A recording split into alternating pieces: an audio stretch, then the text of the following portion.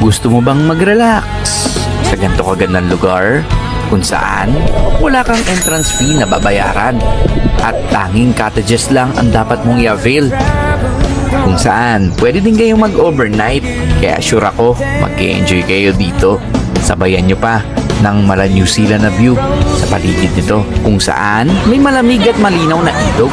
Nasa bukal nang gagaling ang tubig, kaya napaka-presko. Natsak ako, tanggal ang pagod mo sa biyahe pag narating mo ito, dahil sobrang refreshing at sobrang linaw ng tubig dito. Ultimo nga isda ay kitang-kita mo. So ano, travel tayo?